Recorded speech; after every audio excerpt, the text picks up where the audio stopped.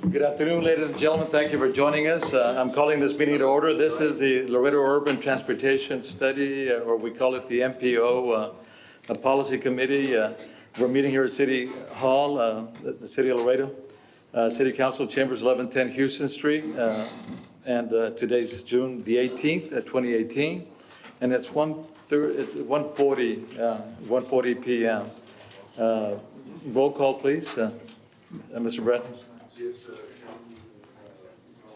Science. Present. Vice Chairman, the Honorable County Judge Tommy Tijerina. Present. Councilmember Robert Cavalli. Councilmember George Alkelt. Commissioner John Galo. Present. Commissioner Jesse Gonzalez. Councilman Charlie San Miguel. District Administrator Melissa Montemayor. District Engineer David Salazar. For the record, you have a quorum. Thank you so much. Moving on to item 3, citizens' comments. Anyone wishing to speak? You have 3 minutes. If you wish, please, there's a card that needs to be filled. And if you wish to, I can call you on any particular agenda item. Mr. Cross? Good afternoon. My name is Kirk Krause. I'm the managing partner of Pinnacle Industry Center and the organizer of a coalition called HR Road Now. First of all, thank you all very much for all the hard work you've done in bringing HR Road, a much-needed connector between Mines Road and I-35, to the point that it's at today. It's taken a lot of time and a lot of effort on all of y'all's part. The private sector is behind you. We, as HR Road Now, are a group of landowners, developers, and people in the international trade business that have an interest in this and want to help in any way that we can. And so that's the offer that I'm making today, is that if there's anything that we can do, that we be in communication with you all. I don't know if there's anything that we can at this point other than the meetings we've had already to catch up. At the last MPO meeting, there was an estimation of the time for commencing construction of HR Road, and it was between 2022 and 2023. At today's meeting, I understand that the county engineer will be presenting a revised estimate of that time frame for commencing construction. And that revised time frame would be to commence construction in June of 2020. Based on everything that I've looked at, there's no question but that there's many hurdles to go. But the first two are the most important ones. Environmental engineering. There's 2 sections to that. There's the county portion, which is the Ruthinger property, and then there's the city portion associated with the HR property. My understanding of where those engineering contracts are at this time, as it relates to the county, the procurement procedure for the funds associated with that have been reviewed by TxDOT, and those have met with their approval. And I understand that a contract between the engineering firm and the county is currently being reviewed by TxDOT. I don't know when that review will be finished. Do you, Ms. McNair? Yeah, let me ask you this. We're in public comments, and we can't really interact, okay. but Mr. Mayor, can we bring up, agenda item, it's 4E1, so that we can discuss and we can have these questions answered. Okay, there's a motion and a second to bring up 4E1, which is the discussion with possible action on the Chad Ruthinger Road. A discussion, not heard. All those in favor say aye. Aye. All those against say no. Motion carries. Okay, now we can openly We can interact. Yeah.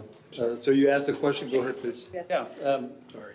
Ms. Montemayor, I was wondering if you could give us an idea of Right, when that would be. we anticipate, Mr. Kraus, that we'll have that review done in approximately a week. I think there were a lot of comments on the contract, but a lot of semantics as well, not necessarily that are hard, revisions. But so a lot of environmental comments. But we anticipate that in about a week, we'll have those comments compiled and ready to share with Webb County. Wonderful. Thank you very much. Mr. Mayor. Yes, sir. If I may. Please. Mr. Kraus, thank you for coming forward. You know, maybe, if we were being creative, maybe it'd be Hachar Road yesterday. Maybe it would be also an appropriate name for y'all's organization, because your frustrations, as you would imagine, are I think a lot of our frustrations, which is, are grandkids going to be using this thing? When is this going to happen? And what are the roadblocks at TxDOT? I mean, it's not, the ball's not in our court at the city. I don't think it's in your court at the county. And I know you're the only one kind of sitting here among other TxDOT colleagues, but you're kind of in the hot seat. So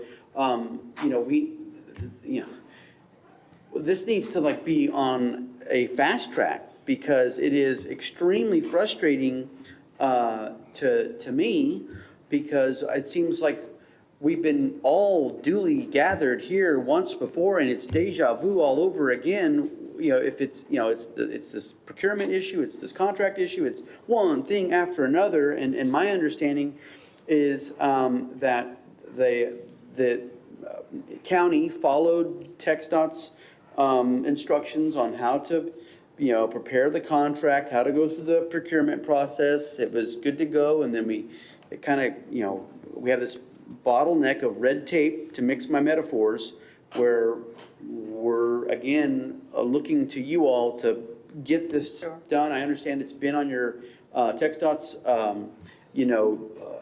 radar for at least 15 years. I mean, Hachar's didn't just fall out of the sky all of a sudden. It's been programmed, it's been thought out.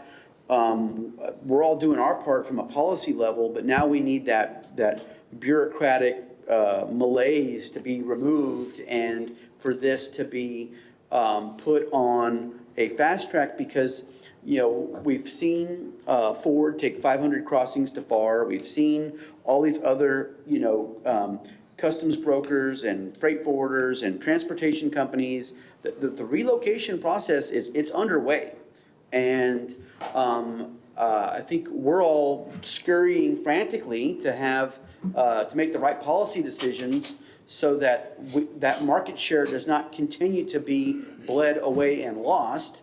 And the metric is going to be how quickly will TxDOT respond to getting this done now, as opposed to sometime later. With that in mind, do we have any timelines? So can we go through some Well, proposed if I timelines? can, Mayor, now, to answer your question, Councilman, the procurement portion that you're referencing that, we have been under review is the portion for the Ruthinger leg, not the Achar leg that goes from 1472 to Beltway. So the portion that the procurement was under review by Texas Department of Transportation was for the Ruthinger leg. Now, approximately 2 weeks ago or more, the procurement process was approved by Texas Department of Transportation. And I can tell you that there was an approved procurement process that was not followed to the T. But I am happy to report that our attorneys at Texas Department of Transportation have bent over backwards to allow for flexibility within that procurement process. And as such, we approved the procurement process as such, even with those little variances from what was approved as the procurement process to follow. So that was approved and sent to the county via email roughly 2 weeks ago or more. So the county has received official approval to procure that consultant. And that What's consultant under is for the review? environmental? Yes, and Is some that just that schematic work phase? too. Yes, For the schematic? for the Ruthinger leg that extends from Achar Beltway all the way to But I-35. that would cover the environmental and what else? Schematic, I believe schematic work. And environmental. So, If I may, I'm sorry. Go ahead, sir. I want to back up a little bit, because I think the county had some issues when we filed the procurement process, a year ago or Yes. more? Maybe before everything happened with the engineering firm, and we had to redo it for some reason. right, the reason that was redone is because The estimate for the project needed to be an independent estimate. The estimate that was provided for the project was done by the consultant that was trying to procure the work. So that therein lies a conflict. So what's needed was an estimate that was independent of anybody that's putting, trying to bid for, We trying went to through the win. process again. I remember reauthorizing and go through the court again and coming through this body again. And now you're saying it was wrong again? There were certain items that, the committee that was initially posted via, public notice was not the committee that actually interviewed It was the one people individual that got proposals. sick. Correct. It was one individual that got ill, so we had to, instead of postponing it, we just decided to go ahead and Substitution. The issue is substitute. that we weren't notified, and we did not see that until we actually got the packet to review. So again, we just had to review all of this, get our attorneys to review and approve. There were some other items too. that- Okay, but I mean, that what we can go over go over those with you at a later time, Judge, and kind of go over all of those. The good thing is It's that been we were approved, able yeah. to be To work through it. flexible and work through it and give you that approval again a few weeks ago. Well, Okay, that's on the roofing. Yeah, do you still have another question on the roofing? I was gonna No, that ask was on the just- HR portion. So the roothinger seems to be heading okay. And I say the HR, and I see Mr. Nick Van Steenberg, I want to put you on the spot here. Can you give us a little status report on the HR portion of it? You don't have anything to do with it anymore, does he? For the record, Nicholas Van Steenberg with the HR Trust. As far as the HR portion has gone, all the engineering was done in 2015 and the early part of 2016. We've been sitting and waiting for 2.5 years for the remainder. Okay, I thought there was about a 10%. Mr. Braden, would you care to comment on that, just so we can be clear? Yeah, it's my understanding it's 90%. The 10% revolves around getting the final docs submitted to TxDOT. I mean, that's what it is. But he's correct. It's been sitting there for a while. Dannenbaum got it to, I believe, 90%, and it was stopped at the point that the contract with Dannenbaum expired. And the city elected not to proceed at that time and wait and see because at that point it was sort of morphing into the roothinger part. And that's when the additional environmental needed to be added so that you could go from Mines Road all the way to 35 in one document. So I'm presuming that when the county gets done, obviously you'll be at that point as well, Mr. Van Steenberg. So is that going to hold us back? Yeah, you've been waiting, so it's basically at this point the county to do what they need to do, and then.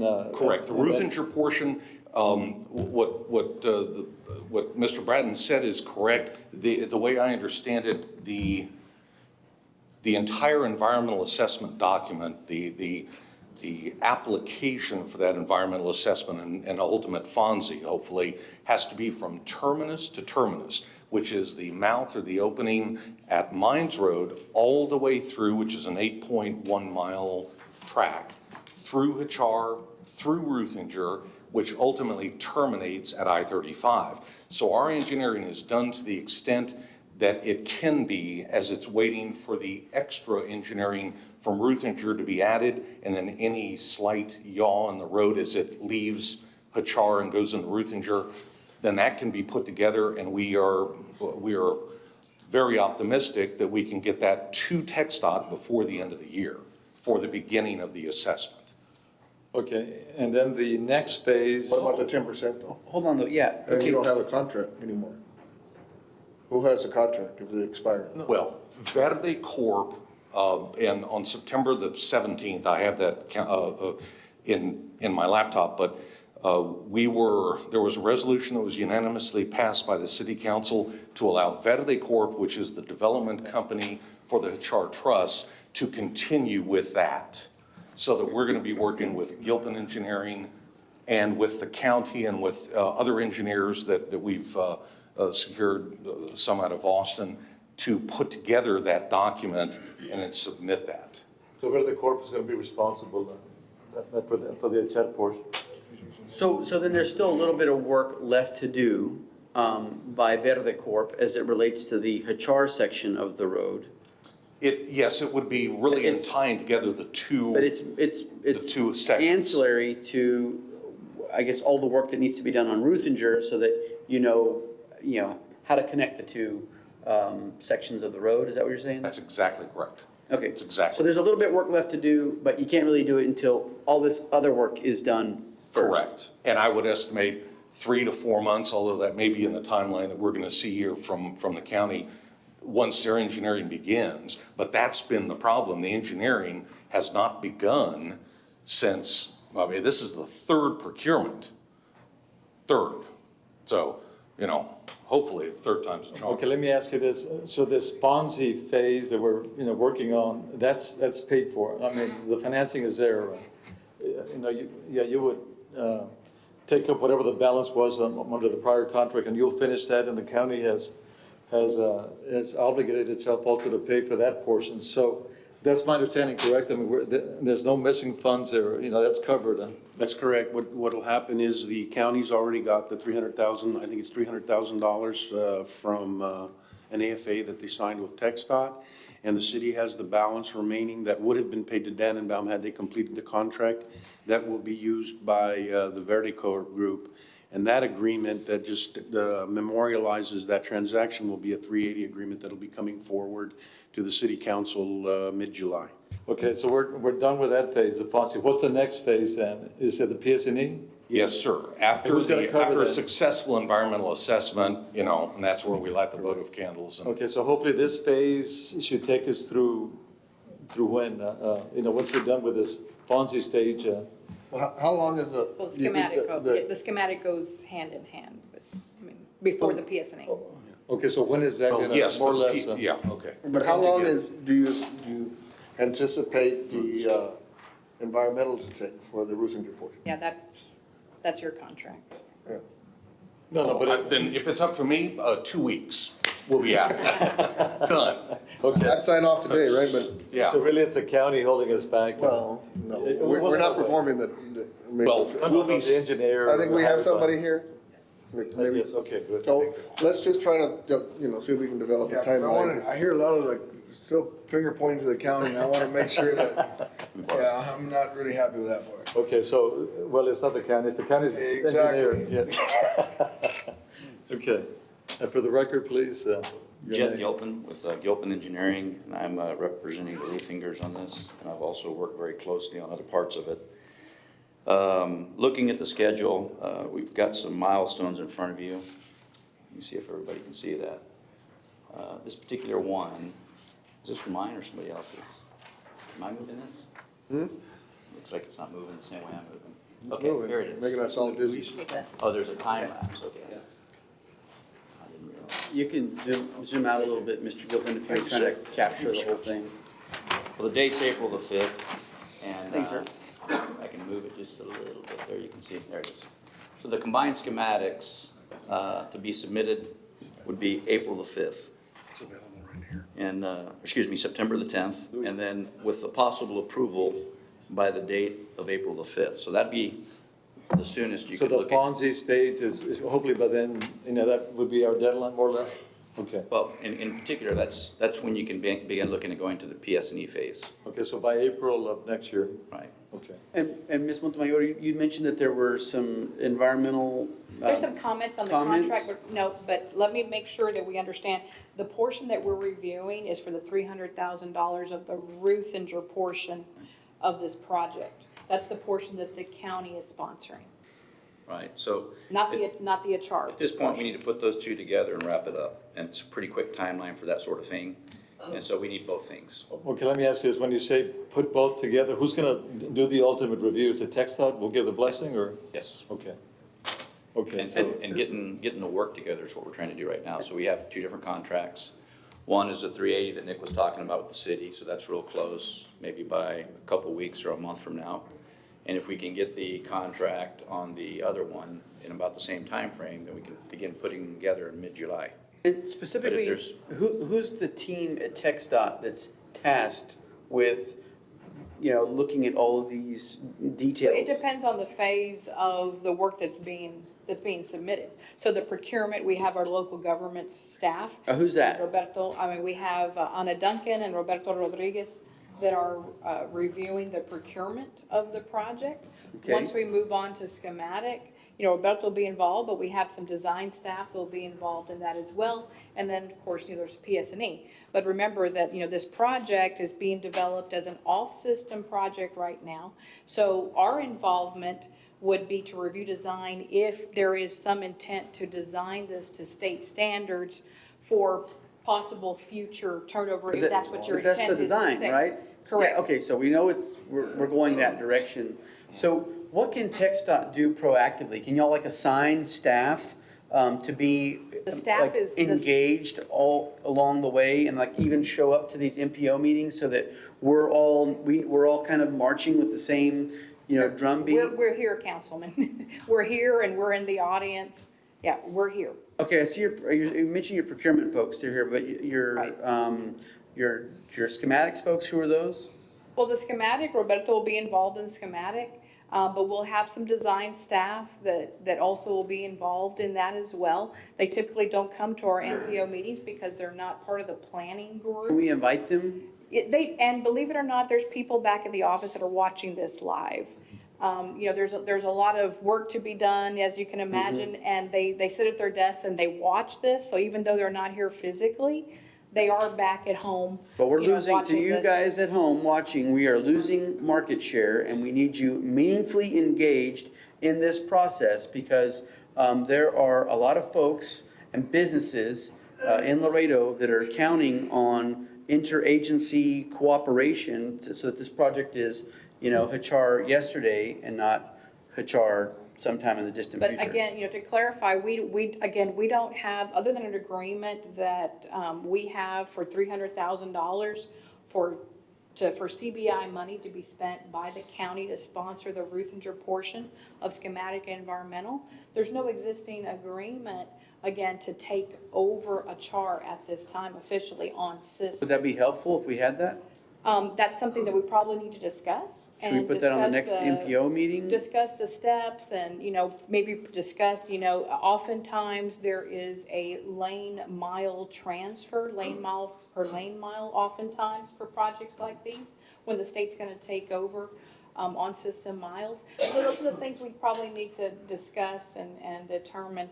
But I think you're on the right path here if that's your intent, is to make this roadway eligible to be in the future transferred to the state. Then developing the project as an on-system project with state standards, design standards to ensure that they meet our minimum. Yeah, That's we're the trying right to step fix take. a TxDOT farm-to-market problem. Sure. And at some point in time, I just think that, TxDOT has to recognize that, FM 1472, at least up until the Columbia interchange, needs a name change, because it's not a little farm-to-market anymore.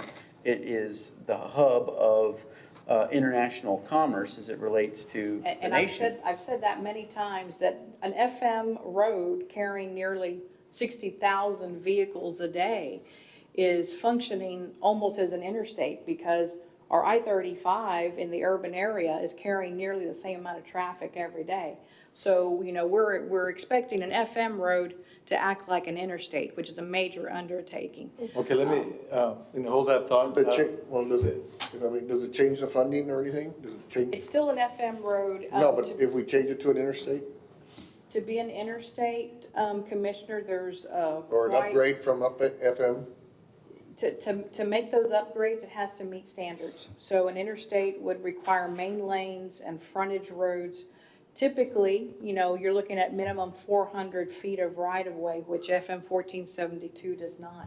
The volume of right-of-way acquisition, I would anticipate, I don't have a dollar figure, would be a very large figure. So that's something that we would have to. Didn't call it business? I'm not saying it can't be done, I'm just saying that, it's I'm something. saying, we is would there have to any look at. advantage to Yeah. changing an FM designation? Well, as a matter of fact, the RMA is doing that study for us, and they'll have some of those No, answers. but is there any advantage in TxDOT's mind Interstate, Changing the you know, designation. typically interstate, funding doesn't necessarily come interstate or FM. It comes in terms of the type of work, rehabilitation or added capacity, which we would consider mobility. So, you know, So there's you no, we wouldn't don't have receive a any category extra of federal funds. funds if we moved it to, okay, that was what I was Not off the trying to top get of my to. head. Is there anyone at TechStop that's like proactively trying to solve or crack the Mines Road 1472 code to help us, look, I mean, we're a city, we're a county, we're not, it's not even our road, but we're trying to, we're trying to figure it out, and it seems like, Yeah, but I think the RMA may end up with the answers with, when they do the study. Yeah, which is Councilmember? fine, and we're happy to have y'all's help, but I just I'm wondering, and I ask, look within the city of Laredo all the time when we're confronted with these same problems, like, who internally is trying to fix this? We are, as a community, as a Texas Department of Transportation, That's what we're doing as here. a city, as a county, as an MPO, we have been discussing FM 1472 for as long as I can remember, and I've been here since 1995.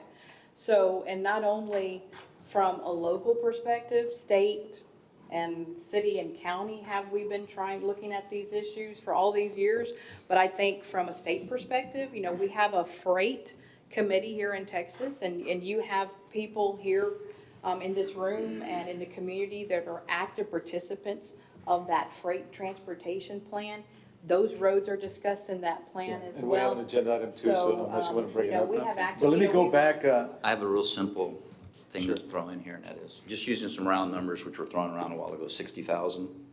Okay, when you have that much traffic movement on 35 and on Mines Road, there's a reason why those are coincident. It's the same traffic, more or less. You all know how that traffic flows. If you divide that into two, and you have 30,000 on one road and 30,000 on the other, now there's 60,000 back at 35. 35 will be about the same, a little different in some spots. But if you can pull off about half the traffic that you're used to dealing with on Mines Road and get them to go across in this other road, that's a big part of the answer. So I think that's the fastest way you're gonna see a big impact. okay, let me go back, I want to draw your attention back to that date, April 5th of 2019, when we hope, hopefully by then the FONSI will be out. Right. Will be covered. Okay, what is the next step now? And do we have financing for that At step? that point is when you can go ahead and acquire the right-of-way, and that's a critical step, because it's a rare occurrence you're gonna have this much right-of-way acquired this easily. Okay, So- but I think we have promises now from both landowners to acquire. Right. Okay. But you need the FONSI, and you need everything in order to get the acquisition exactly right, because Okay. there can't be a mismatch. But I think those are given, right? Right, The they're right of given, ways, yeah. and that'll happen, and then at that point in time, you can develop the full PS&E package and bid the project out. Okay, at that point then, we'll probably go out for bids or procurement of some sort? Yeah. Okay, so that's the next step. And then, is that next portion, what do you call that, the PS&E portion? Okay, do we have funding for that? Yes, sir. Okay, the Yes, city of sir. Laredo? Yeah, there's funding, it hasn't been sent over or set up as such, but yeah, there's $1.6 million, I believe, that's put aside for that and programmed for that. $1.6 million from where? Those are federal. Is it category 7?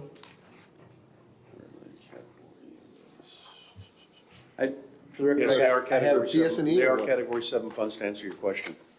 And it's $1,634,277. I just say for the record, I have April 5th in my calendar, good Lord willing, if it Yes. comes to pass. But, Okay, so we have funding for that. Right, That's now for the city will have PS&E to only. participate with up to 20%. 'Cause it's Okay, usually so the city reserved. will put 20% of that 1.6 billion? Yes, sir, that's what I'm anticipating. Okay, and we'll find it somewhere. Let's see, and the 1.6 will cover the entire, Yes, ITSAD and Ruthven? that's supposed to cover everything from Mines Road to 35. I-35.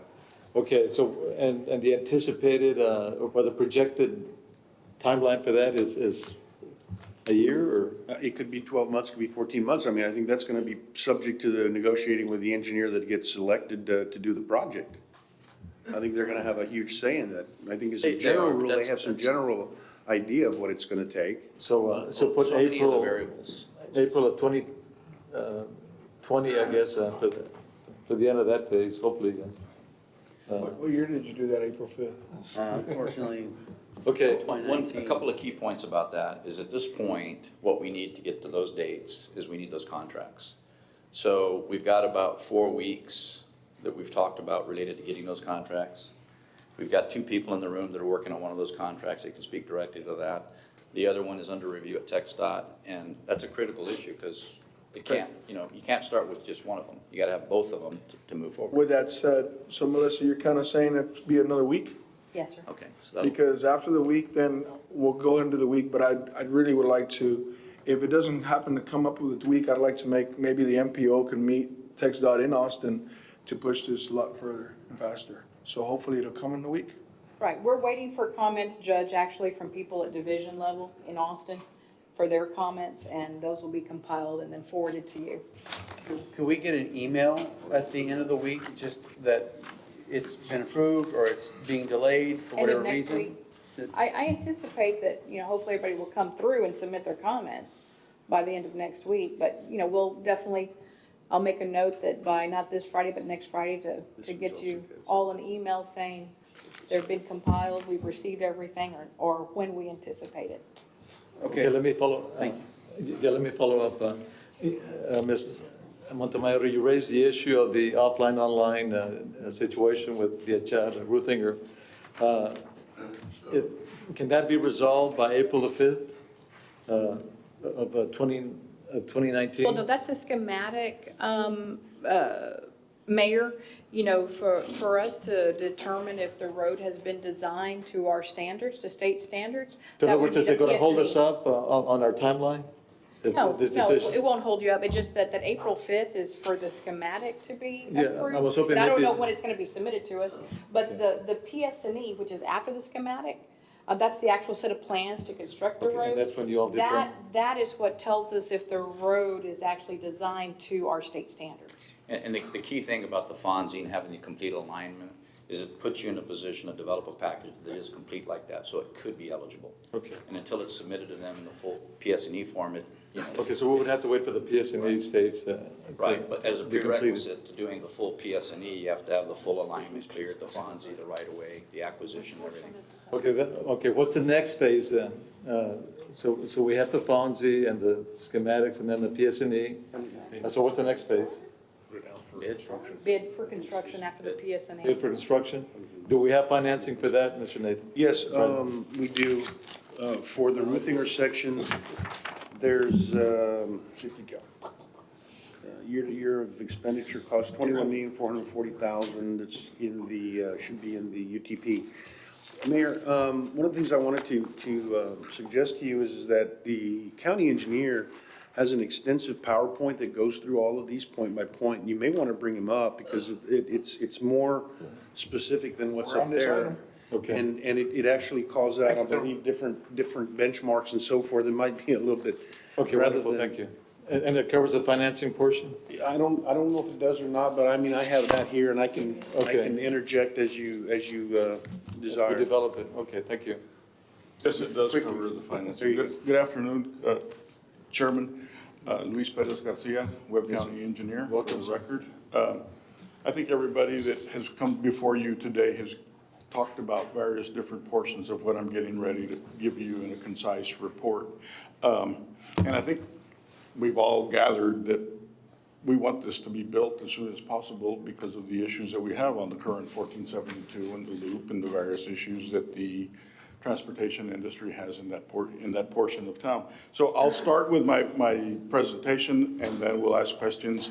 Several people in here have been allowed to comment on this situation. So it's kind of a group effort that's brought this forward to you with the cooperation of the engineering firm. Now, I know I see it here and I guess I see it there. So I'm going to focus on what I've got in front of me and you guys can ask questions. Guillermo, could you distribute? We're going to distribute a copy of the presentation. It is in the format on an 8.5 by 11 sheet of paper. We'll be more than glad to send the electronic portion to anyone that requests it. It is a public document and it does have some very detailed information that we will be going over. This is the floodplain map that discusses everything that we have. The HR section is in yellow, the Ruthinger portion is in blue, and the aquamarine or lighter blue that you see there is a creek, and it's the 100-year floodplain associated with this. Is that a current H&H study, or is this an old H&H study? I've got to believe there's only one that exists at this point. Once the road is constructed, then there will be another H&H study to update. Why would you do that? Because the road is going to have an issue and it's going to have a culvert underneath it. And once you put a culvert on it, things change. No, but I'm just saying, the old H&H were done in the 50s? I really don't know. I think this is 1984. Excuse me, what's H&H? Hydraulics and hydrology study that's done on the the creek in that area, and it is a pretty major creek.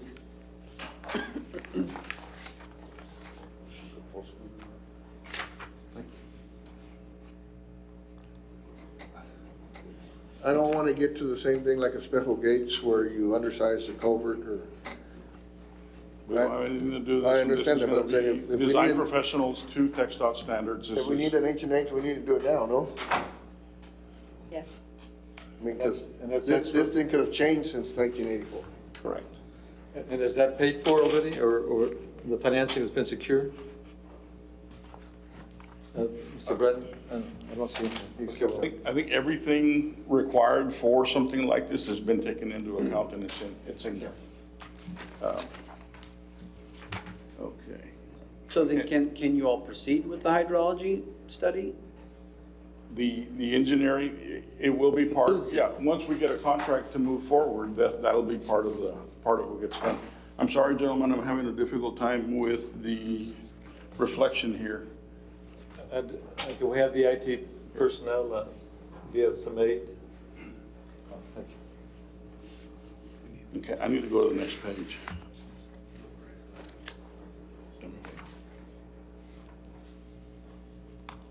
There we go. Got it. Now we know how it works. Okay, this is the aerial photograph, and it shows some of the property ownership along with the Killam Lake. Again, you have Mines Road, which is 1472, going off to the west. You have I-35 going to the northeast, and you have a Char Road. And then the portion that goes off to the north is the Ruthinger section of a Char Road. And that just gives you a little bit of information regarding the land ownership. I'm going to go through this pretty quickly. I believe several people have already presented parts of this to you. Again, here we are with the contracts and where we're going with it.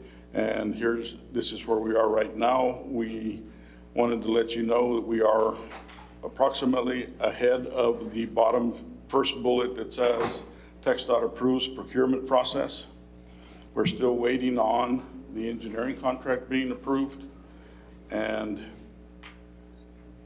you guys need to bear with me because I've got stuff in front of it that when I move the mouse, something blocks certain things. It says Okay. TxDOT comment approval, Webb County expects Commissioners Court approval within 2 weeks. What, is the Webb County waiting on TxDOT comments for over 30 days?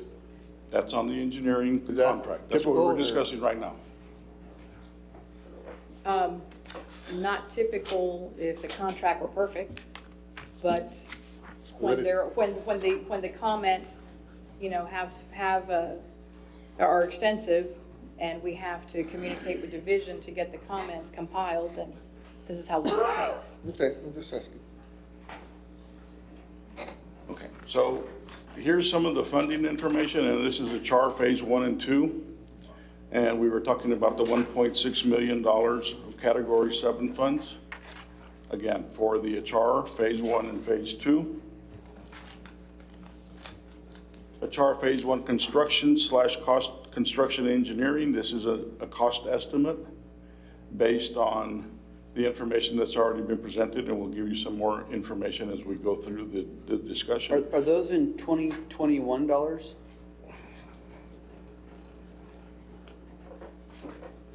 I don't know. I imagine there's some kind of an escalation or a devaluation of the funding as the time period goes on. I didn't ask that question That's specifically. okay, no, I kind of, We do have a discrepancy between this and slide 10 and our Okay, let me ask you this, when calculations. yeah, I see Achar Phase 1, is that does that incorporate the roofing, or are we calling it now the Achar? No, this is just a chart. We are only talking about the Achata portion of this section, where I'm going to the next page. and HR Phase 2 is what?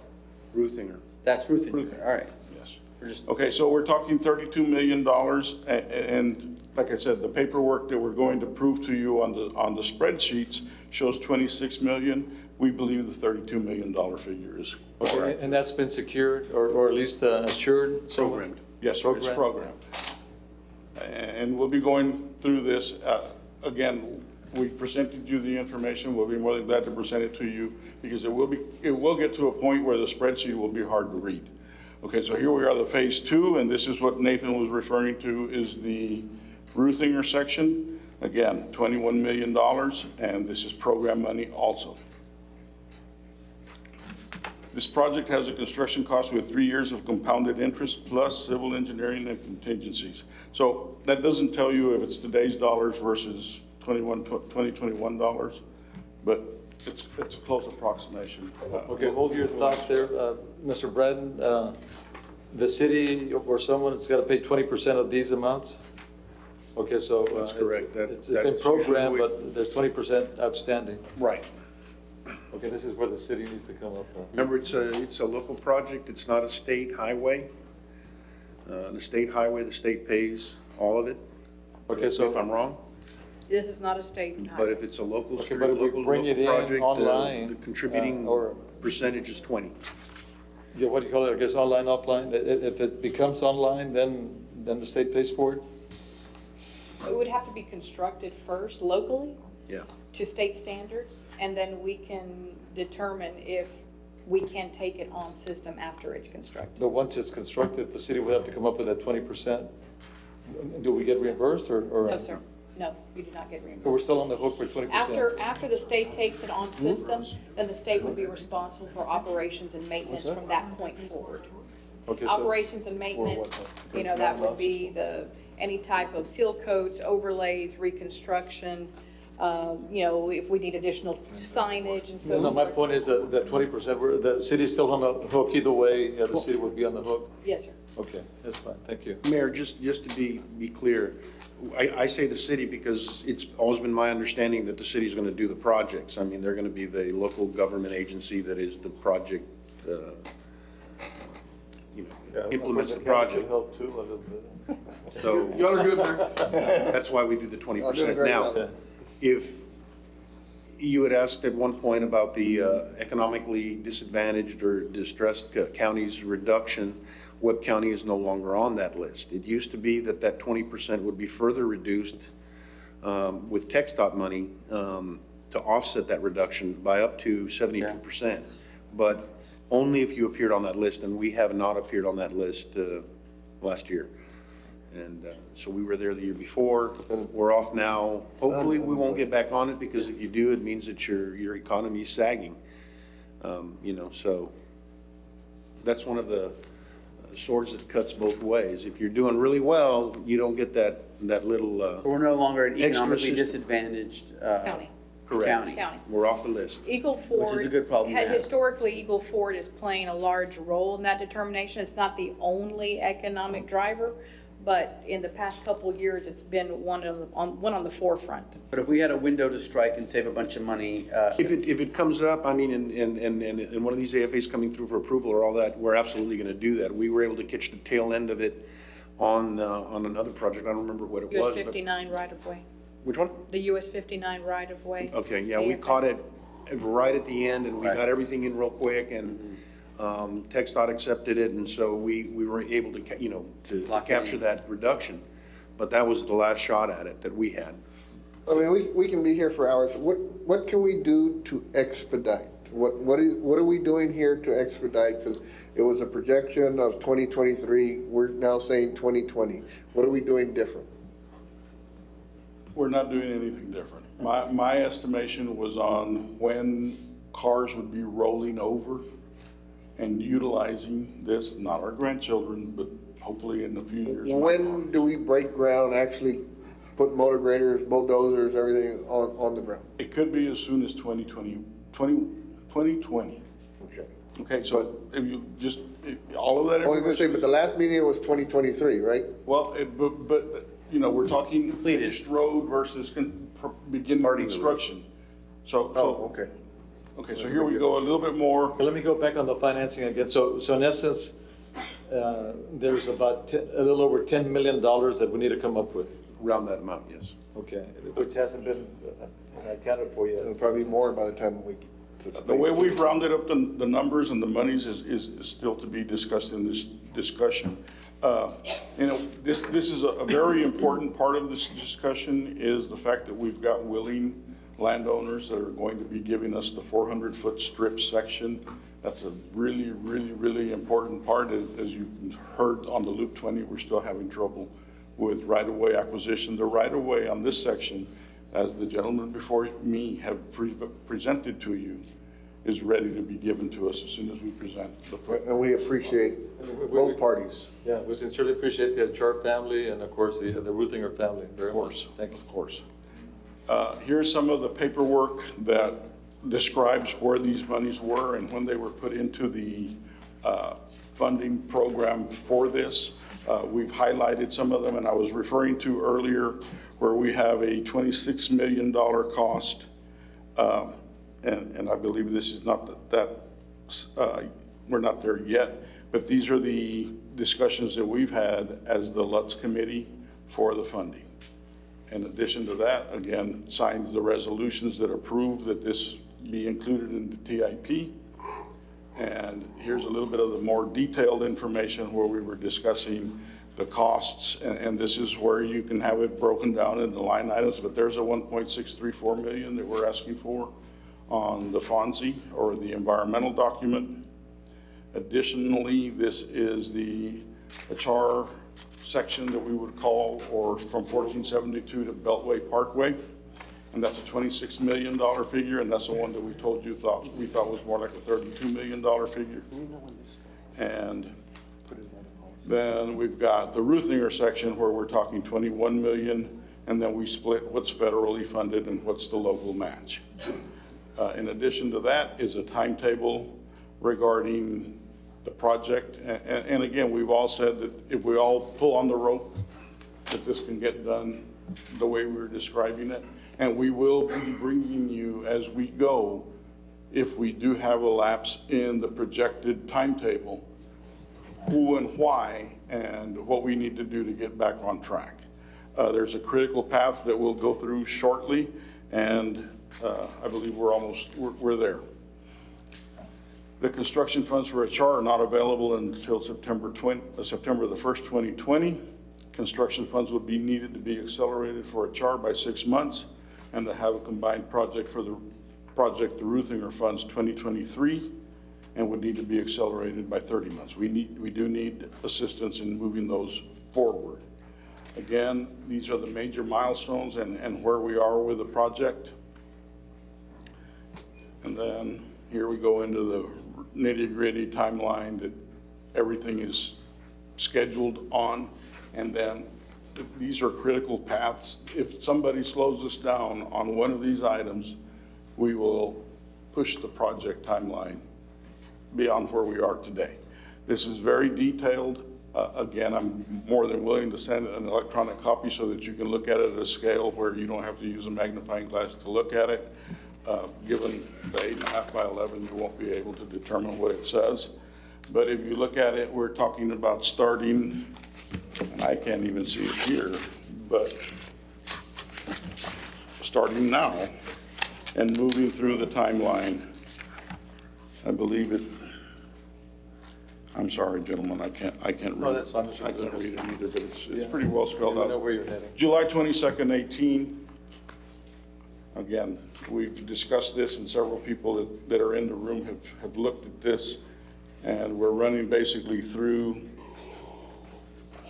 December, January, and I believe these last dates are the 2022, late 2022, 2023 figures, and that's everything from being completed. Well, at least we have a course of action, and we appreciate that. We do have a course of action. Again, it's very important that everybody work on this together.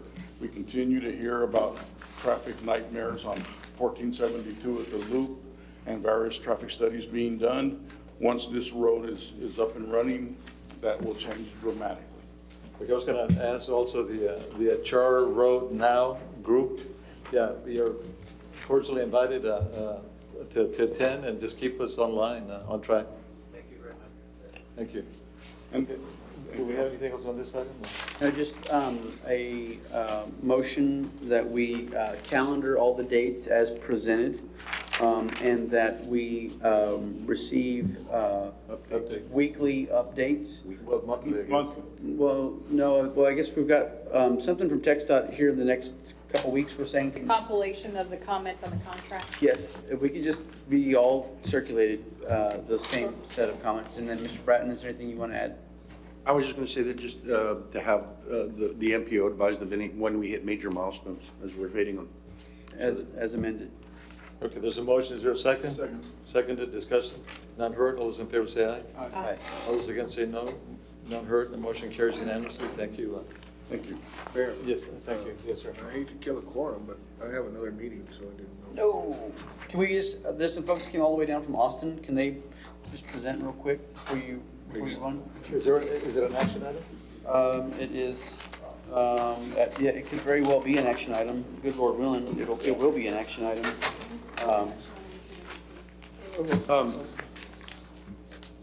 Yes, Mr. Bratton? I think we actually absolutely need, action on the MTP and the UPWP. We're running timelines on those, and those are, critical for us. And the we can MPO. approve those, pretty quickly. You can. Yeah, which items are those? It would be, item letter E, I think, For B and for C. 4B and 4C. Okay, 4B and what now? 4C. 4C. And do we have a motion accordingly? Need to open a public hearing, you can probably, just open. Oh, You don't have a form now. John Lee? No, he went to the restroom. Oh, okay. So as soon as he comes back, maybe you could, Motion to open public hearing, which one did you say it was? you can't. Yeah, we need 5. and- No, I know, but I'm saying, Yeah, 4B and C. or B and C.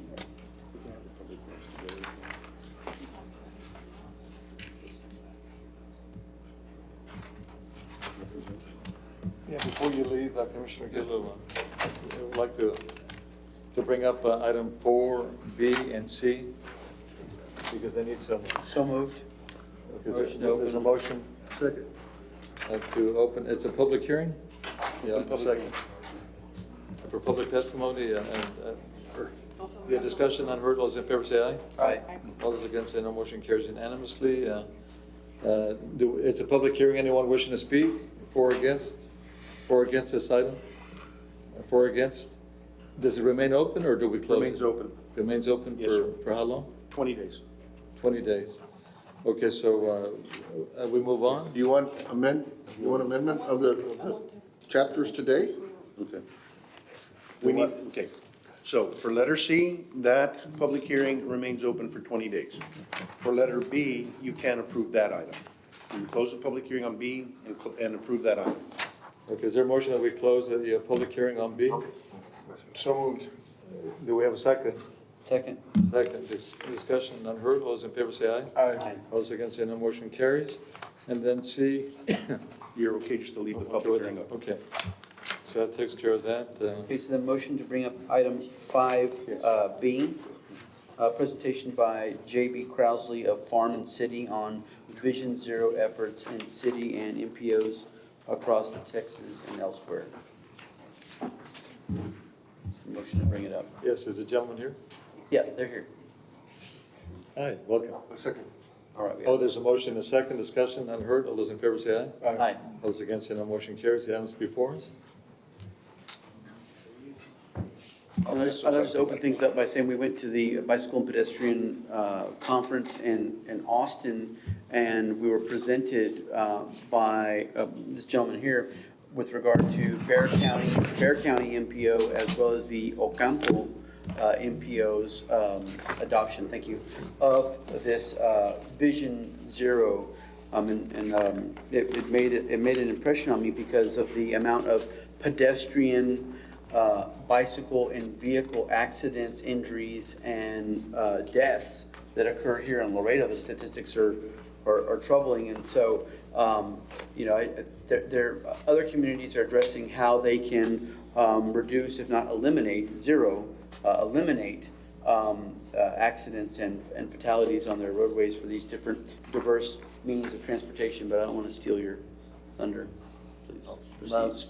Great introduction. Thank you all so much for having me here and for everything you do for all the people of Laredo and Webb County. I am with a 501c3 nonprofit called Farm and City, and we do statewide policy work on urban planning, transportation, sustainability and equity issues. And just one little thing as an aside, one of the big projects we're working on is transit, and we just did a big event in San Antonio. I just wanted to let you guys know about this. We are working with the legislature next year to try to get better transit funding. And the key is that Texas and Ohio are the only states with big metros where there's zero dedicated transit funding for big metros. And so in Texas, the dedicated transit funding for metros is less than 200,000 people. And so you guys would be part of that campaign to try to get at least some more state transit funding. But we do a lot of issues, and that's one of them. But today, we're talking about Vision Zero, and so our project is Vision Zero Texas, and we are trying to work with all 5,000 governments of Texas to figure out how people, cities, counties, and MPOs can do their own Vision Zero programs and integrate it with everything you do. And so Vision Zero is it's sort of a philosophy based on several principles. And the big one being that it's a real problem that so many people are dying and suffering serious injuries on our roads. And some elements of Vision Zero are that we should design our systems assuming people will make mistakes, and that we should design the systems when people make mistakes that people don't die, and that generally we need leadership to prioritize safety. Which a lot of people, TxDOT people do great work all day long. Say your city, county people do great work all day long on safety. And Vision Zero is to sort of add another layer onto the great work that people are already doing, and to have that clarity of the goal. And so this started in Sweden, and just this chart is just traffic deaths, and the whole country of Sweden has seen falling traffic deaths for decades now. Whereas here in Texas, this chart's sort of funny. The blue line is actual traffic fatalities in Texas, and they've been going up again. And the part where all these different parts merge is sort of today. And there was a question in the strategic highway safety plan that TxDOT was developing of what should our goal be for 5 years from now. And so the blue line is what we think will happen. That we'll get 400 more people dying every year. And that's Texas Transportation Institute's own data. Right, so that's TTI's estimate of what will happen. And the state's official goal is to reduce that by 2%. So as of right now, that's the state's. That is our goal. 2% reduction. Of the increase, sort of, And so the official goal is actually that we will have more traffic deaths every year for the next 5 years. Do we have a population chart increase to compare? Right, and so population is also increasing. So this one actually takes that into, this is sort of deaths per person. Mm-hmm. And so essentially our goal is to stay where we are and not get safer or more dangerous. And it's just kind of stay just as dangerous as we are. Whereas, for example, the state of California's goal is to reduce deaths, and they have been reducing actual total deaths in California. And so if both states achieve their goals, in 2020, Texas will be twice as dangerous as California to use the transportation system. Because all the Californians are coming to Texas. Yeah. And so there's just an example is there are 2 jurisdictions in Texas that have adopted Vision Zero action plans. That's Austin and San Antonio. And the chart on the right is Austin has actually, it's really too early to tell, but the last 2 years they have seen reductions in traffic deaths and they're on target for their goal. And they went and they identified their more dangerous intersections, and then they came up with speed calming strategies and began addressing those dangerous intersections and started chipping away at the amount of accidents and fatalities, if I recall correctly, which your presentation was. Yeah, and just, I don't know if I have a slide about, but specifically something the city of Austin done is they identified the 100 worst intersections and said, we're gonna go fix the 10 worst ones. And so they have, and then each one they went and said, what is happening? And so there's an example is I-35 and Martin Luther King Boulevard. It was basically a pedestrian was dying every year on the slip lanes. And so what they did is just put a raised crosswalk in, so that it's basically a speed bump right where you would encounter the pedestrian. And that's basically taking care of that. And so the 10 projects they've done, they believe they've reduced crashes 60% already on those intersections, and they believe that they've completely reduced the fatalities. Yeah, let me ask you this. I know there's a time crunch here by one of the commissioners. Obviously we need, we don't want deaths. We want to cut down on deaths. What do we need to adopt something like this, and how much would it cost? Right. Let me then just skip way far along to, I have a slide saying, so what we hope MPOs will do is first to discuss this and take the time to talk about it and decide what you want to do. And then if you want to do it, establish a goal. And you need some amount of thinking about what would be a reasonable goal. And then there's several steps, like a regional, I would assume you would want some kind of regional Vision Zero task force. Do you have, I assume maybe you have committees, like a bicycle committee or a technical advisory committee. So the MPO might set up such a committee. And then really what we would hope you would do is integrate that Vision Zero into everything the MPO is already doing. So in your TIP, in your regional transportation plan, in the metrics you use for your call for projects, you just integrate that priority. So it requires design, obviously, a different approach to design toward all of our mobility issues. Yeah. Okay. So to some extent, Vision Zero isn't necessarily asking you to spend more money. It's just saying, think about the money you're spending and try to just optimize every step of the way. Okay, then, because I know you're in a hurry, perhaps we would indulge me in a motion to Explore this further? to establish a Vision Zero committee, in addition to adopting Vision Zero design principles as it relates to the various TIP projects and MPO projects. Okay. I don't think I have enough information to do that. I'm trying to accommodate you. You're in a hurry. I know, but you've already had the presentation, and here you're getting the second one. No, but let me ask you this, but it has no financial impact yet, right?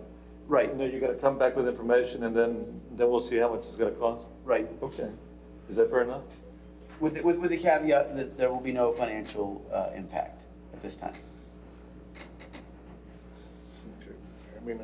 I just like to say, it's very sketchy as far as the amount of information and what they're actually doing, other than saying, okay, intersection XYZ has had 26 deaths, let's fix it. Right.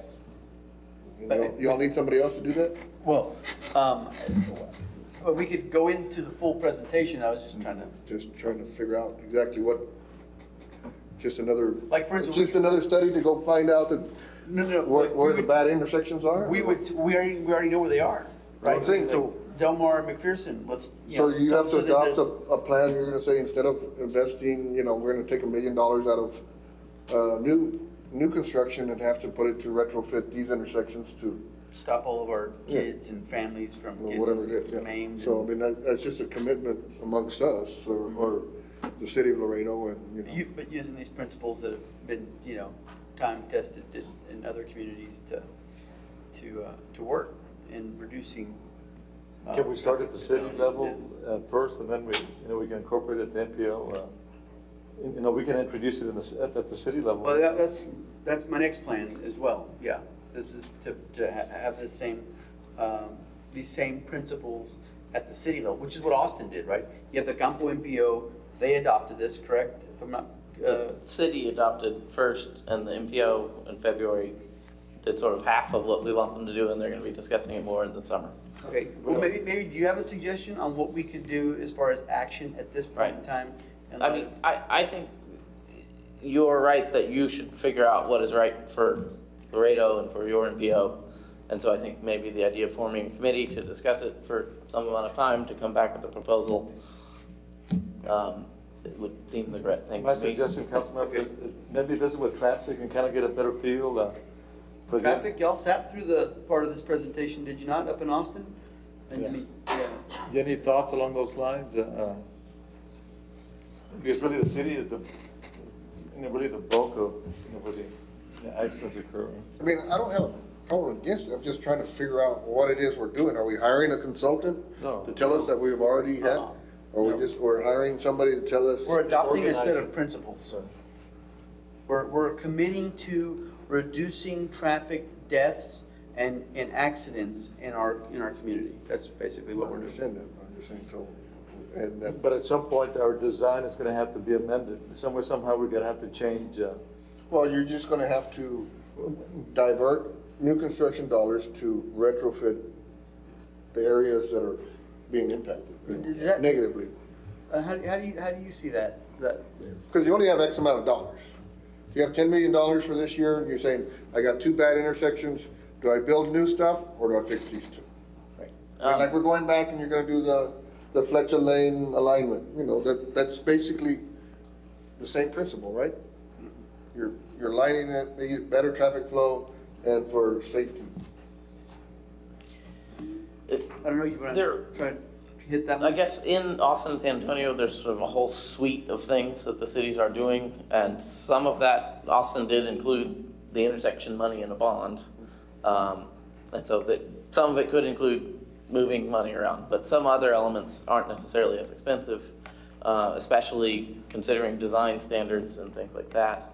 A lot of the sort of make pedestrian safety things are quite a lot less expensive. my than a road. suggestion is to categorize it, maybe on the next either city or us, what categories, intersections, this, pedestrian, and just so we get a better feel. And I know you probably have it in your report, but since we're running short on time here, maybe streamline it, see what categories are impacted, and then, get a better feel for it, do you think, without Well, I mean, impacting I think financial? it comes down to a policy decision on whether we want to adopt a set of policies that are going to reduce fatalities and accidents, or are we gonna just keep doing things the Yeah, way you we've want to been bring doing? language to that, maybe through traffic? And I don't have a problem with that, but I'm saying, if we're saying, I wanna adopt the Vision Zero policies, I don't know what they are. And so that, what works in Austin may not work here, and so you don't wanna just adopt everybody else's policies, we need, may need tweaking or whatever, so, but the goal is good, goal, I mean. No, but I think the motion was to organize it for us. Right. Yeah, and you're So, willing to so we take just- that. maybe we, all right, so then let me retract my previous motion, proffer another one, which would be that we establish a Vision Zero committee in order to ascertain and identify what principles we want to incorporate for the Laredo MPO area. Mr. Bratton? Yeah, just a quick observation. Most of these safety standards and stuff are going to apply to city streets, not necessarily to TxDOT right-of-ways. And I would suggest to you that the place for that committee would maybe be with the city. So that the city, because you're gonna need traffic, which is a city department, you're gonna need engineering, it's the city department, may or may not need planning, which is a city department, and so it makes more sense to run that particular directive through the city council, and then once that committee comes up with the policies and so forth, I would suggest you bring it back to the MPO. Why are other MPOs adopting But as Vision he Zero? said, Austin adopted first, and then the MPO stepped into line. So it's coming from the ground up, so that you have cohesiveness. The MPO is not going to be the one that's going to be establishing those specific criteria that carry out or implement your objectives and goals. Well, let's say the HR project, right? You know, one of these days in the distant future, God willing, this project comes Sure. to fruition. Right. If they had a set of Vision Zero principles that were adopted by the MPO and were now part of their design, then Let me stop you there. we're kind of cooking with fire. Let me stop you there, Councilman. The HR project is scheduled to be a city project. The city is going to design that road. Well, if I may, let The me. MPO With provided the funding. Funding, right. But the city is actually the one that's gonna arguably, I mean, build that road, design and build it. And so the city is the one that needs to be on notice and get into, Yeah, I say, I to think lockstep. both Well, can I agree. meet in the middle. I agree, but what Yeah. I'm saying is you started at the city, you develop those specific strategies that you're talking about at the city level, and you bring them back to the MPO. Let me just say, this. I don't have a problem. My personal hesitation right now is this Vision Zero. If you want to say it's a safety committee trying to develop policies that has a vision of zero fatalities, I'm okay with that. But saying I'm gonna do this gentleman's organization or that gentleman's organization, I'm not gonna vote for that right now. So Okay, I guess I'm not necessarily, I'm not advocating for, we keep particular having Vision individuals. Zero. Well, because it's been branded, other MPOs have branded it, as this Vision Zero, which is that we all, as policymakers, should visualize a point in time in future where there will be zero deaths, and that they can be preventable. I know, but is this a copyrighted thing? Is this a corporation? You're a 501c3? We're adopting your policies? Are we adopting our own policies? Yeah, no, it's not mine. So it's sort of it's an international movement. Yeah, and but we our- can pick and choose, in other words, Right. certain aspects of your. No, Mr. Mayor, his concern is that, it's a valid concern, which is that we don't want to be rendering policies that are going to benefit one individual or individual's company or, you know, copyright information. I get that. And my understanding is that it's this open source concept, like gravity's for everybody, so is not having accidents happening on highways using a set of principles. And That's why I just kind of rephrased it as a safety policy, safety committee where where the goal is zero fatalities, you know. Let me ask you this, if we do go through the city, we have a traffic committee, don't we? We do. Yeah. We have a traffic and safety committee. Should we run it through them? We will. Yeah, okay. Yeah. And then see what they say and then bring it back to the MPO to adopt it? MPO wide? At some point in time. All right, so then, let me revise my motion again to withdraw the non-branded, non-copyrighted name of Vision Zero for a vision where there will be zero accidents and fatalities. We'll establish a committee to look at this. Yeah. All right, that I can support. The committee, the MPO level, in Yes. MPO wide, okay. Yes. Seconded, discussion, none heard, all those in favor say aye. All those against say no, motion carries unanimously. Thank you, sir. I would- Thank you so Appreciate it. much. Thanks for Okay, your well, time. hold on, Yeah. he's leaving, but we can still You sit can hear. for the rest. So if you want to back it up a little bit so that you We can fully continue, cross-pollinate in our garden here without us interrupting, or rather, let you kind of make your presentation, please. Yeah, do you,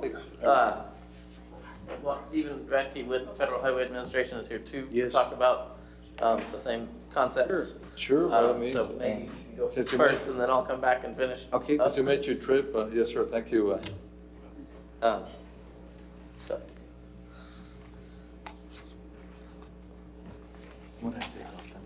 not yours. Good afternoon, everyone. My name is Steve Radke. I'm the Safety and Traffic Operations Specialist. Just before you get started, yeah, I gotta go too, I gotta prepare for the city council meeting later on. Okay, thank you. Yeah, Judge, if you don't mind.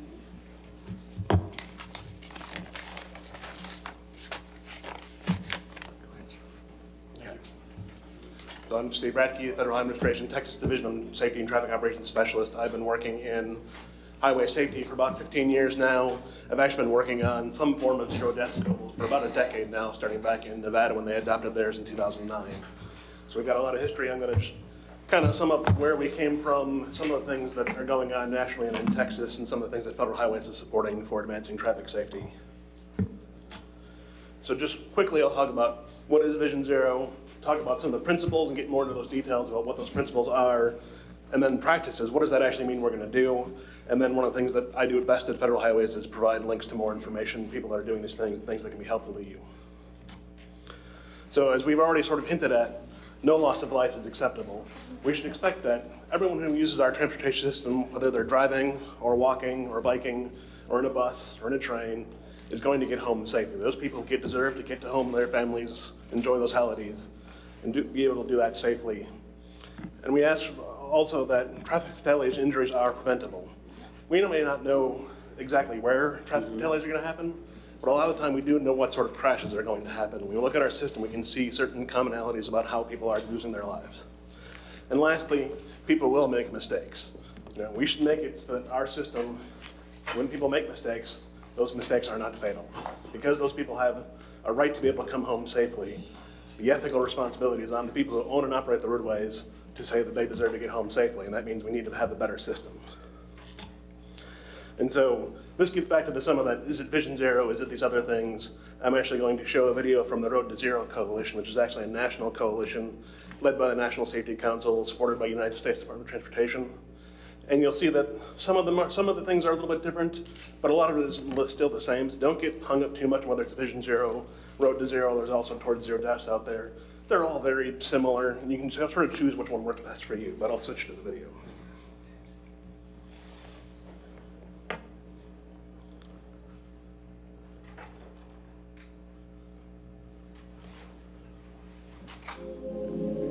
Imagine her world in the year 2050. A colony on Mars, bloodless surgery, clean, sustainable energy.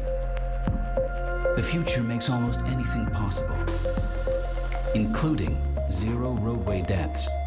I am confident we can do this together. We must. And the groundwork that this organization, this coalition has built together over the years will be a key part of that. 3 strategies will lead the way. Countermeasures that work have already saved thousands of lives. We will double down on what we know works. We shouldn't forget about tried and true non-tech interventions that are out there also ready to be used. In 30 years, from 1994 to 2014, miles traveled increased 35%, yet traffic fatalities decreased by 5%. Countermeasures work. Safety belts and airbags, DUI checkpoints and laws, red light cameras, traffic roundabouts, and child restraint systems. The Road to Zero will accelerate the development of advanced driver assistance systems, or ADAS. Human drivers are fallible. Drivers are tired. Drivers are impaired. Drivers are distracted. Smart machines are not. New ADAS technology is being added to new cars every day at all price levels. Car makers have voluntarily agreed to add AEB, automatic emergency braking, to all new cars by 2022. There's really a remarkable number of technologies that are really coming way down in price. So camera technologies that can have special, essentially computer vision that look out ahead of you and can detect stopped cars and threats, pedestrians that are about to cross in front of you. Human behavior is such that only technology can override the poor choices that people make when they're operating a vehicle. Culture and behaviors can change. We can seek to make safety a priority within our personal lives, within our businesses, corporations, associations, our neighborhoods, schools. 50 years ago, people freely littered. Millions smoked in public. The use of safety belts was not the norm. People can change. The Road to Zero requires a rigorous adoption of safety culture. Safety needs to be a priority. It needs to be part of our culture. Today, her future is already on the road to zero. The map is clear. Evidence-based solutions are being funded. The journey has begun. Achieving zero roadway fatalities is not impossible. It just hasn't been done yet. This is our generation's moonshot.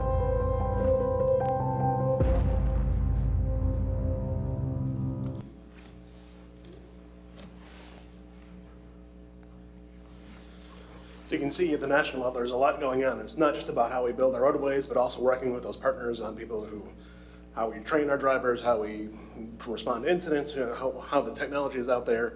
And so it's certainly more than just picking out a few intersections, but getting us all to work together across these many disciplines that all affect transportation safety. And so Jay already showed you some of this information in terms of why we need Vision Zero. And you can see in the Texas graph, we were kind of settling going down for a while. You see the big dip around the Great Recession. And then as the Texas economy improved, that's when our traffic fatalities also started going back up. And then looking at Webb County, you can see from 2010 on, sort of a general sort of gradual increase is also sort of mirroring that Texas increase. And sort of that probably reflects the recovering economy to a large extent. But it means that what we're doing isn't really working. So if we really believe that everyone deserves to get home safely, we probably need to do something more than what we're doing right now. And the other thing we should also note is that in Texas, someone has died on the highways every day since November 7th, 2000. That's 18 years where there's been a death somewhere in the state. That's a sign we're not doing things right. Things that we need to really examine what we're doing in traffic safety. So as Jay mentioned, Austin and San Antonio have adopted a Vision Zero plan formally at the city level, and we have the Texas Strategic Highway Safety Plan that does have a 5-year goal of reducing the increase. And then for a long term, it does say that our long-term vision is that zero is where we need to be. There are 7 what we call emphasis areas in the Texas plan. This is a good test of whether you're a good millennial or not if you recognize all the icons. The first one there is distracted driving. The next is impaired driving, drugs and alcohol. Then the third one is probably the hardest one to figure out. That is our lane departure and head-on crashes. 4th is speeding. 5th is pedestrians. 6th is intersections. And lastly is older roadway users. And it's important and worth noting here at the MPO especially that the MPO's plans, when you discuss safety at the MPO planning level, they have to be consistent with the Strategic Highway Safety Plan. And so that when the MPO sets your annual fatality rate targets and we do long-range plans for safety, they have to be consistent with this state document. And so I certainly encourage the MPO staff and others to get involved in that statewide process. We can go to the SHSP website and get involved in the various committees that are going on. And so, principles of Vision Zero, what are we really talking about? Obviously, the headline is that traffic deaths and severe injuries are preventable. We really need to prioritize the protection of human life as the highest priority of the transportation system. We spent the first part of this meeting hearing about a project where you're concerned about development. Those are valid concerns. But how much time are we taking to talk about whether people are moving safely in their communities? Mm-hmm. Yeah, it's a minor footnote, at least since I've been up here for the last couple of years. But and so we have tools and techniques about how we can make those concerns equal with all the other things we're trying to achieve with our transportation system. Mobility is important, but so is being able to do that safely. Mm-hmm. And again, human error is inevitable. We know people are going to make mistakes while driving. None of us can say we are perfect drivers. We should not be able to say that those mistakes deserve to be fatal.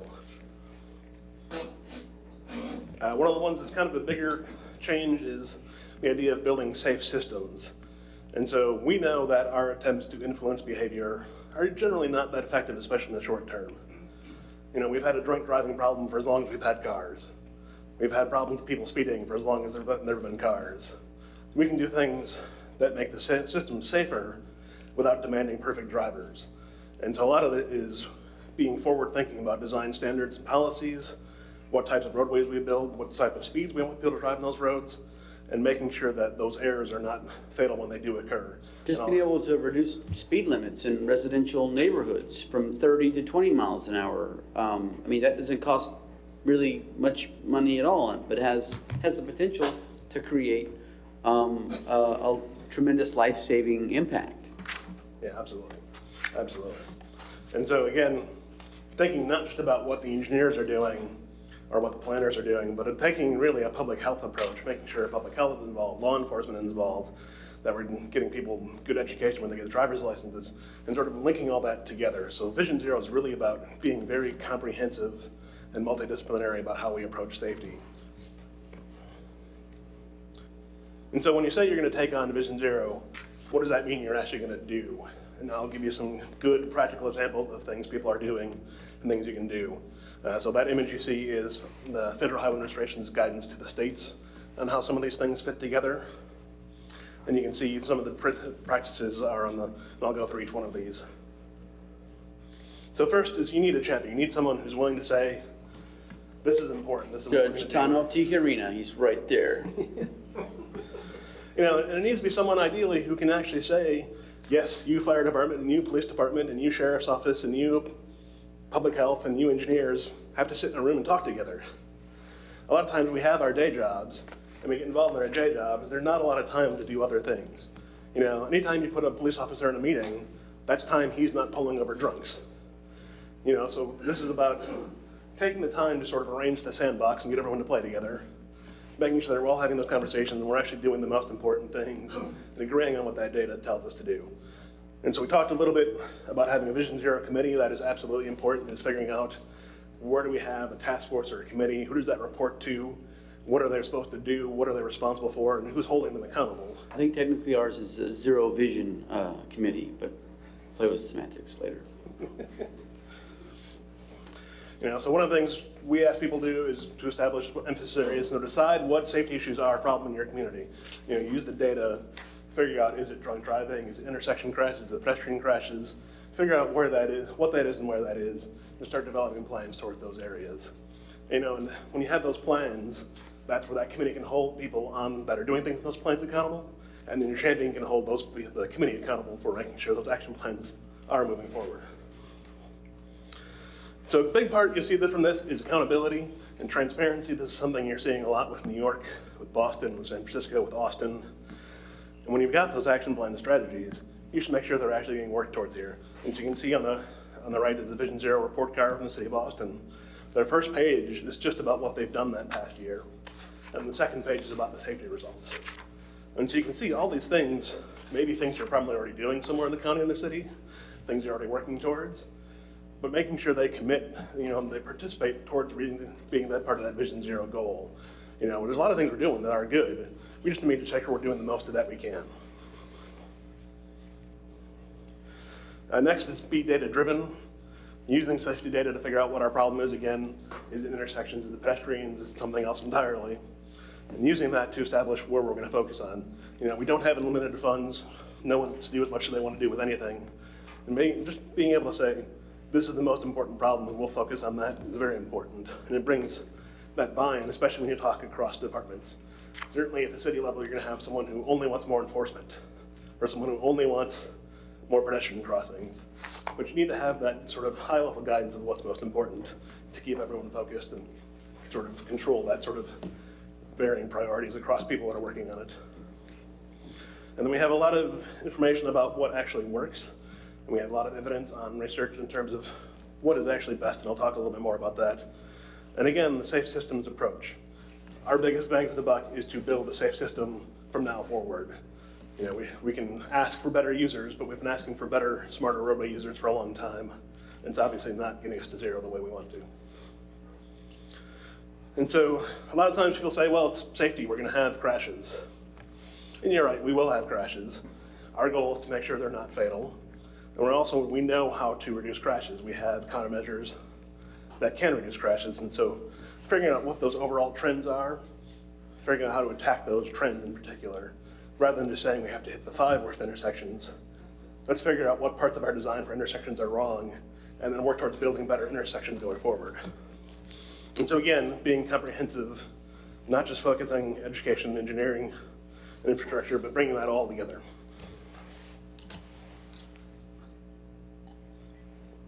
So I'm a civil engineer, a highways guy. Some of the things that are pretty simple that we can do is build roundabouts. Roundabouts are sometimes a 4-letter word in this state, but the fact of the matter is they are safe. Mm-hmm. They reduce fatal crashes by up to 80%.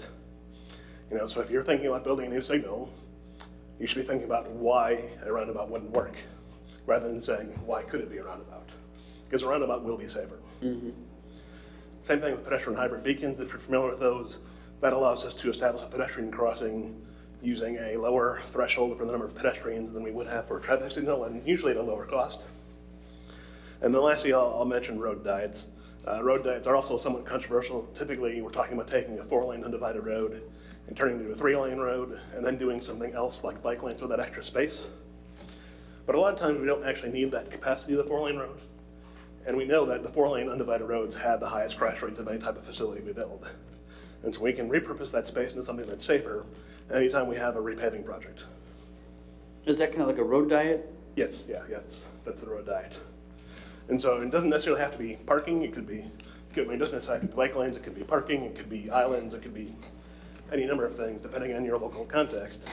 But if you're going to repave a road, that's an opportunity to think about what the best use of that space is. One of the things you're seeing really emerging on the national level is speed management.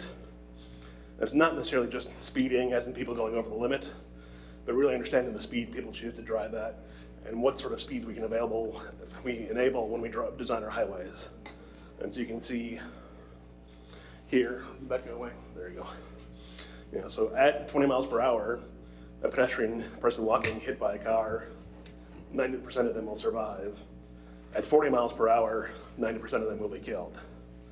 So if we're trying to provide for safety and a pleasant environment for people walking and people biking, we need to think about what sort of speed we're assuming people can drive on that street. And thinking very critically about how all those things fit together. And so thinking about lane widths, median islands, turn lanes, bike lanes, parking, all sort of affect how fast people drive on a roadway and what that context is, and thinking about that very critically about places where we want pedestrians to be safe because they're going to be there. And then just lastly, the sort of practices prioritize safety. There's a lot of places where things go on that affect safety that traditionally have not put a lot of thought into it. And so when you have land development and permitting and people want a driveway, a lot of time we ask them for a traffic impact analysis, how many cars are going to enter the road. Do we know if people can walk and bike to that facility safely? Is there access from a bus stop? Is it the driveway actually in the right place or not?